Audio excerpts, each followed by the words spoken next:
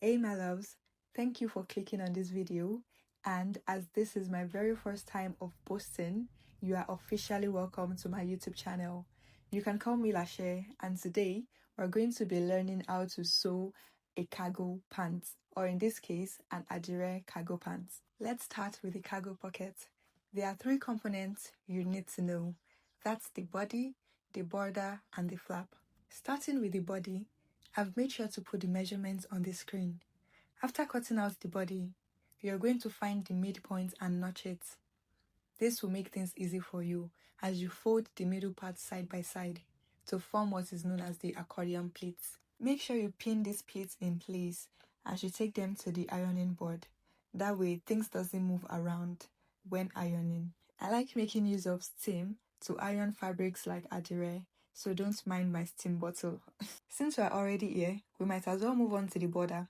The measurements are on the screen. Iron in about 0.5 inch on one side of the border. This will come in handy later and make things easier. Now back to the body. Remember the accordion pleats? Good. Now sew the edge of the pleats with a basting stitch to keep the pleats in place. Once you're done with that, it's time to connect the body with the border. The side we ironed earlier will be fixed later, so don't make the mistake of sewing that to the body. Now align the body and the border right sides facing each other and make use of your pins to keep the fabrics from moving. I'm sure you're already aware, and if you're not, pins are your best friend, so make sure you always have them at hand. Make a tiny notch at the corner to make it easier to turn the border. Can you see how I folded the fabric on itself? That's the same technique you would use when attaching the border and sewing the pockets to the trouser. Let me make my very first apology for the change in the video orientation. I promise to do better. I'm intentional about showing how I'm sewing as I'm a visual learner, and I'm sure there are others out there like me who learn better when you show them as opposed to tell them what to do. Now back to sewing. Just like I said earlier, when you reach the corner, you fold the fabric on itself, turn it, and then continue sewing. That folding is important to keep things easy and neat. Once you're done attaching the border to the body, you take it to the ironing board. Always make sure to press your seams open. That way, when you sew on it, it lays nice and flat. Fold and iron the raw edge by 0.25 inches. And once you're done with that, you fold and iron it again, but this time by 1 inch. I mentioned earlier that pins is your best friend, but I forgot to mention that it's a trio best friend situationship. So aside from pins, iron is also your best friend. Back to the machine, stitch down the upper and lower part of the M. You can decide to stitch down just the lower parts, but stitching the upper parts adds a little bit of zest. I forgot to do that, but I went back to stitch the upper parts. Speaking of zest, you can add more to your cargo pockets by top stitching the seam between the body and the border of the pockets. And just as established, when you get to the corner parts of the pockets, fold the fabric, or in this case the border, onto itself, turn and continue sewing. I know I joked about adding a bit of zest to your cargo pockets with top stitching, but it does more than that. It helps to reinforce and prevent the pocket from tearing or coming apart with use. And it also helps to keep the pocket from opening too wide. You can see that our cargo pocket is already coming together. So let's move to the flap. Measurements are on the screen. Go ahead and interface both sides of your flap with an ST. Iron on the interface before moving back to the sewing machine. With 0.5 inches allowance, sew the edges of the flap, leaving out the upper parts, which we're going to weave with an overlocking machine. However, if you don't have an overlocking machine, feel free to stitch the upper parts as well, but be sure to leave out about 2 inches allowance to turn the flap inside out. Trim out the excess allowance by the sides and cut the corners at an angle for easy turning of the flap. Turn the flaps inside out, and you can make use of your scissors to push out the corners so the corners stay crisp. Do the same thing for the other flaps. The cargo pants I'm making needs 4 cargo pockets, but you can decide to use 2, you can decide to use 4 or more. That's up to you. We're not done with our zest for today, so go ahead and do a double top stitch at the edges of your flaps. And once again, top stitching your pocket flaps adds more than just zest. It adds crucial strength to stress points, it prevents seam failure, and it keeps seam allowances flat and secure. Once you're done with the double top stitch, go ahead and overlock the raw edges of your flaps. And now to the patch pockets. Measurements are on the screen. Go ahead to fold and iron in 0.5 inches at the side and bottom of the pockets and 0.25 or 0.5 inches at the pocket opening, depending on your choice. Overlock both pocket opening before making a double top stitch on the pocket opening.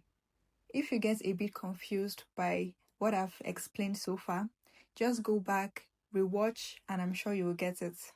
It's time to assemble the pockets onto the trouser now that we're done with the creation of all the pockets. I'm going to start by joining the patch pocket first, before sewing the front part of the trouser together. Going back to one of our best friends, I'm going to use my pins to hold down the patch pockets to the front part of the trouser. And using 0.25 inches, I'll sew a double top stitch at the side of the patch pockets. Repeat this for the other patch pockets. After that, align the front part of the trouser right sides facing each other and sew with a 0.5 inches allowance. Do the same thing for the back. Take the front and back parts to your overlocking machine and overlock the raw edges. Make sure you iron it as well. For those who don't have an overlocking machine, you can sew a French seam instead. Now align the front and back parts of the trouser, right sides facing each other, and use a 0.5 inches allowance to sew both edges. Don't sew the crotch area of the trouser as we are going to open up that part for easy access to the side seams where we'll be fixing our cargo pockets. We can now move to fixing our cargo pockets. Open the crotch area of the trouser to access the right side seam of the trouser. Now measure 6 inches below the front patch pockets and place the hem of your cargo pocket at this 6 inches mark.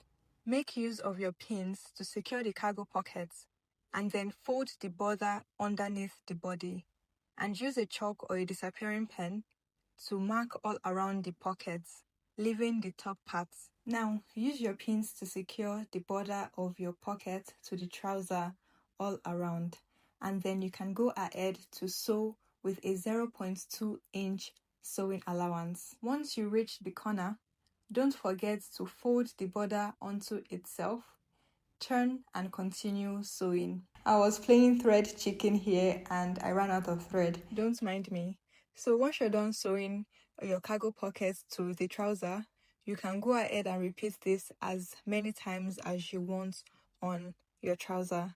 Remember I said earlier that I'm using 4 pieces of cargo pockets. So this is the first one and I've gone ahead to pin down the second one onto the bottom of the trouser, as you can see. I made use of the same 6 inches interval between the first cargo pocket and the second cargo pocket underneath. But you can as well decide to make use of 4 inches or 5 inches depending on the look you're going for. Once you're done sewing the border to the trouser, pick and place the front corners of the pockets onto the just sewn borders and sew it down, not forgetting to overlock at the beginning and at the end. Repeat this for the top corners of all your cargo pockets. Now to the flap. From the hem of your pockets, mark 0.5 inches upward and pin down your flap onto this marked out section. Sew a straight line across your flap, and once you're done with that, close the flap and arrange properly before top stitching the flap. Use 0.25 inches to top stitch the flap in a straight manner. I cannot be the only one always going through thread chicken. So let me know in the comment section if you've gone through your own version of thread chicken. If you followed this video from the very beginning up to this point, first of all, thank you. And secondly, you should have a very similar version to what is currently on screen. A very clean, finished cargo pocket. Now moving on quickly to the hem of the trouser, fold it in by 1 inch and fold it again by another 1 inch and sew a straight line across from the beginning to the end. Repeat this for the second leg of the trouser. Obviously, this will vary depending on the sewing allowance you left. Once we're done with that, we can finally close the crotch area of our trouser.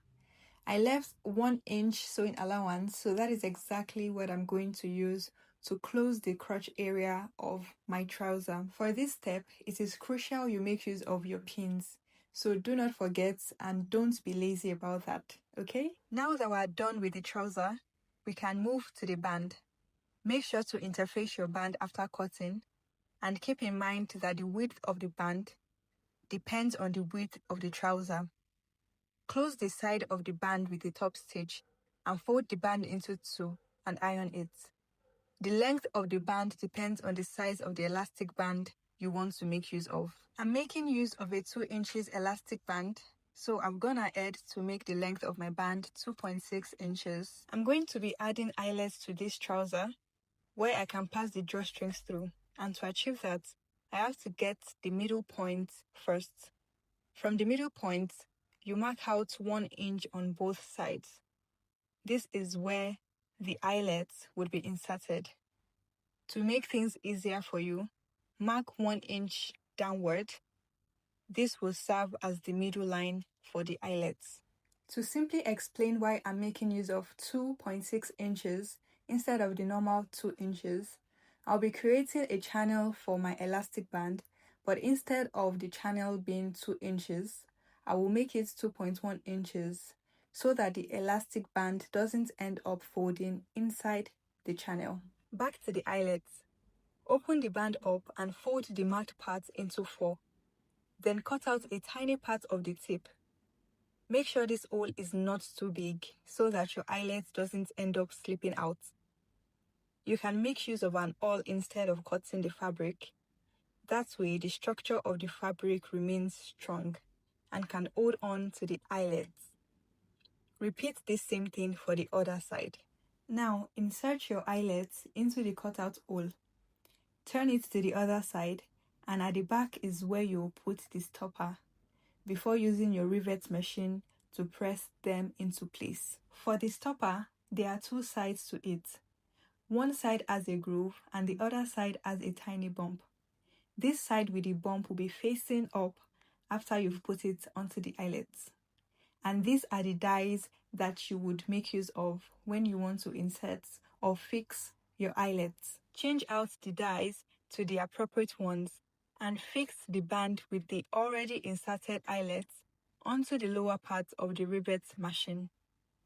Like I said earlier, the side of the stopper that has a bump should be facing up by the time you've added this stopper onto the eyelets.